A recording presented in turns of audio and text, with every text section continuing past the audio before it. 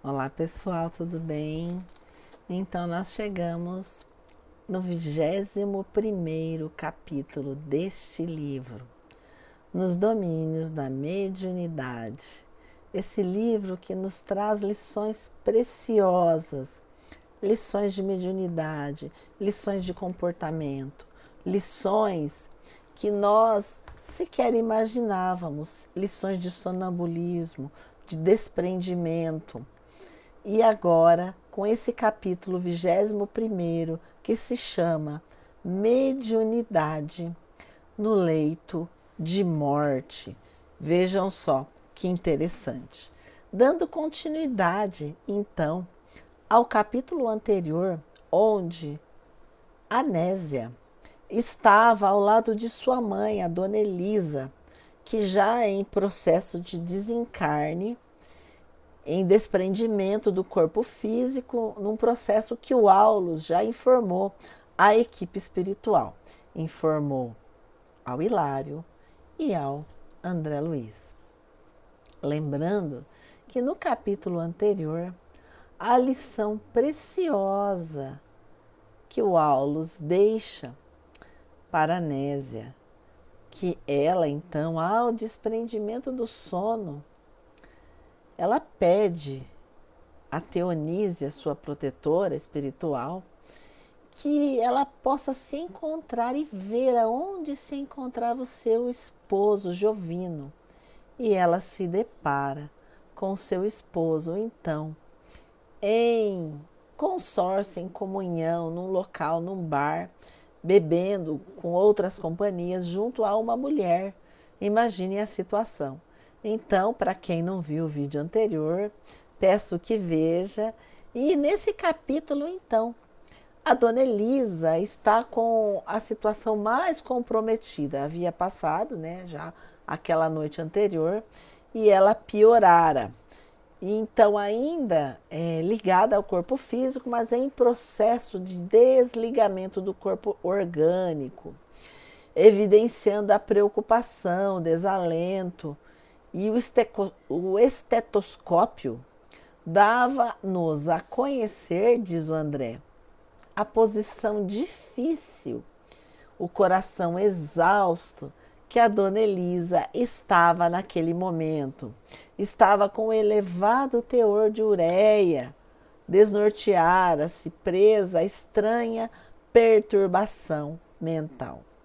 Lembrando que nós colocamos nos capítulos anteriores, no 19º, que a Dona Elisa se prendera ao seu filho desencarnado, seu filho que desencarnou, decorrente do uso do álcool, do alcoolismo.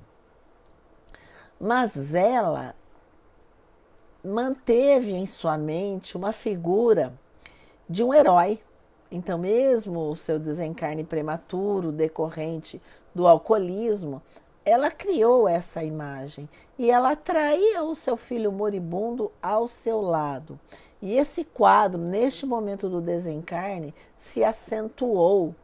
Vejam a responsabilidade de cada um de nós ao nos conectarmos com os nossos parentes, as pessoas que desencarnaram.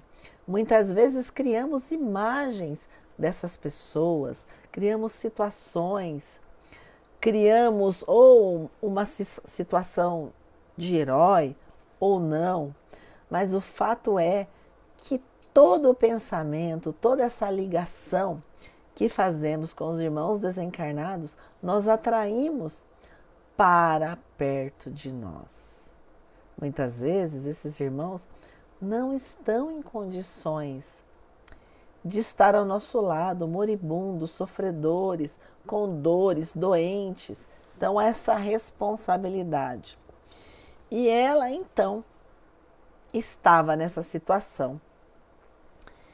E a Anésia, sua filha, percebeu a situação da sua mãe e começou a orar, confiando-se à influência de Teonília, a sua protetora, que lhe seguia os passos, como abnegada protetora, sem conseguir explicar a si mesma a serenidade balsâmica que a Nésia sentia, que foi tomando conta do seu organismo físico decorrente do amparo da espiritualidade amiga. E ela tentava falar com a mãe: mãezinha, sente-se melhor, né? E ela, na verdade, naquele processo de desencarne, ela estava sentindo várias situações. Ela percebia um assassino ao lado dela que a estava espreitando. Ela tinha sensações de ver serpentes numa situação de perseguição decorrente do abalo físico em que ela se encontrava no seu corpo em desprendimento para a espiritualidade, né? Desprendimento do corpo físico. Então ela via serpentes, ela se erguia: ai, tem alguém me perseguindo, serpentes, animais. Isso decorrente do desencarne. Então a filha Nésia fala: mãe, sinto que o Olímpio, o nosso irmão, está aqui. E a dona Elisa fala: ele desceu do céu para buscar-me, não tenho dúvidas. É meu filho, sim, meu filho está aqui. E então, claro, todos os espíritos estavam aí envolvendo, mas na realidade foi necessário que desprendesse o filho dela dessa conexão que havia sido criada. Por quê? O seu filho não estava em condições de auxiliá-la. Ele ainda sentia as sensações do alcoolismo, as sensações da abstinência, aquele delírio tremulus, né, que a gente diz. Então ele precisou ser afastado da sua mãezinha nesse momento de desencarne para que a espiritualidade pudesse auxiliá-la. Então ela deixou-se dominar, né? Por essa situação, não se deixou mais, e evocado contudo pela insistência materna, ele, no entanto, foi liberado. Então, ela, percebendo a proximidade do desencarne, ela sentiu muita necessidade de se encontrar com a sua irmã. Ela queria ver a irmã. E quando se desprendeu do seu filho, foi possível, através das vibrações, do auxílio do Aulus e da Teonília, ela então conseguiu se desprender e foi até a casa da sua irmã. Vejam que interessante, que ela conseguiu então energias, força, pela força da sua vontade. A sua irmã morava a quilômetros de distância, mas ela conseguiu se encontrar com a irmã, chamou a irmã pelo nome, mas a irmã não ouviu com os ouvidos da carne, ouviu com a mente o chamado da sua irmã. E ela então registrou a seguinte mensagem: a minha irmã Elisa desencarnou, morreu.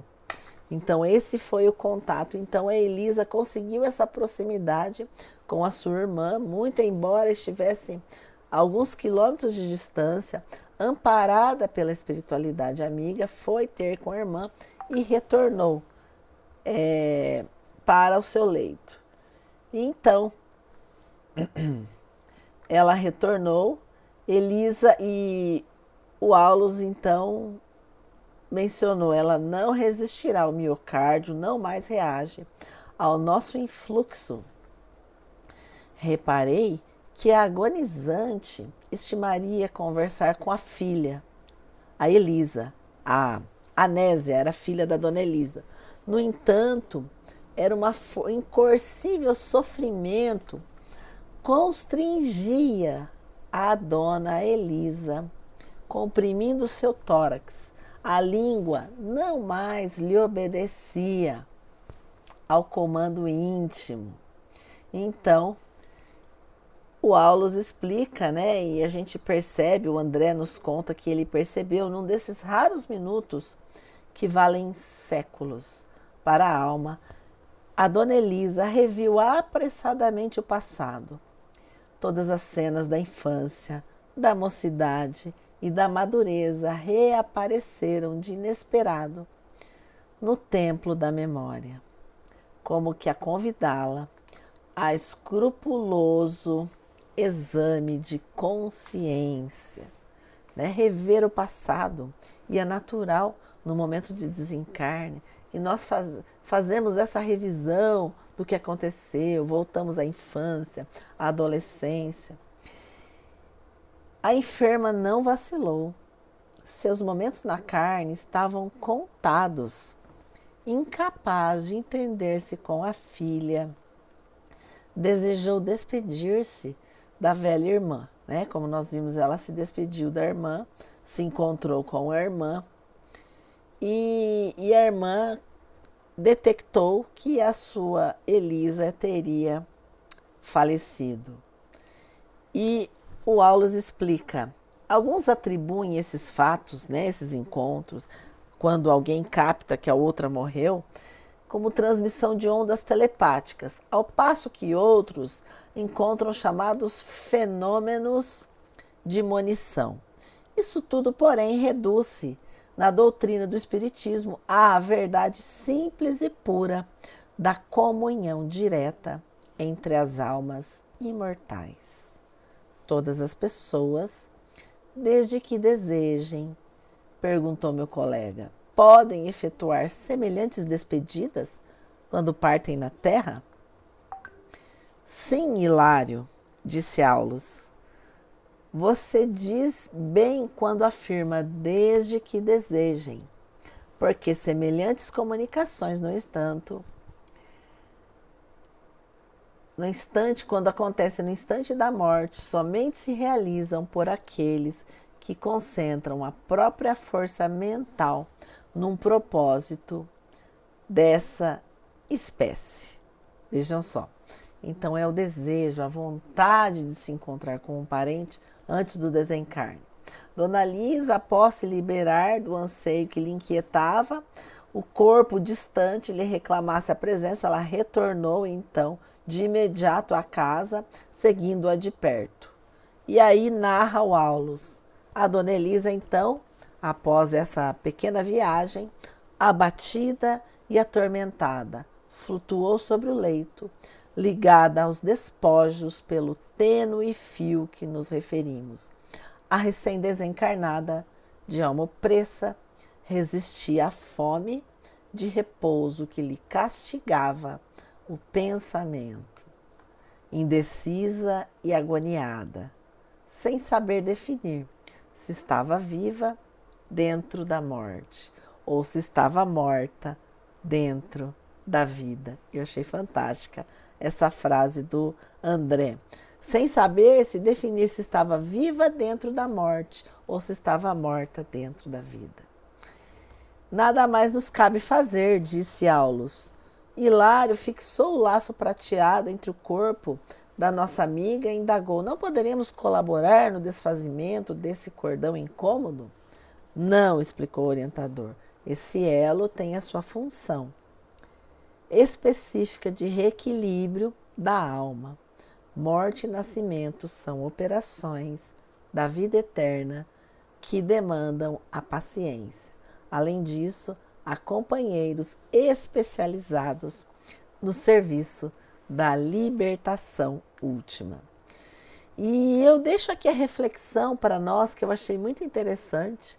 Esse capítulo vale a leitura de todos nós, porque ele narra o processo do desencarne, o receio, o medo, aquelas sensações, E ficamos sempre imaginando como será no nosso momento, nos momentos daqueles amados parentes, aquela nossa parentela, amigos queridos. Mas eu deixo a reflexão aqui para você. Será que a Dona Elisa ela estava se sentindo viva dentro da morte ou estava morta dentro da vida?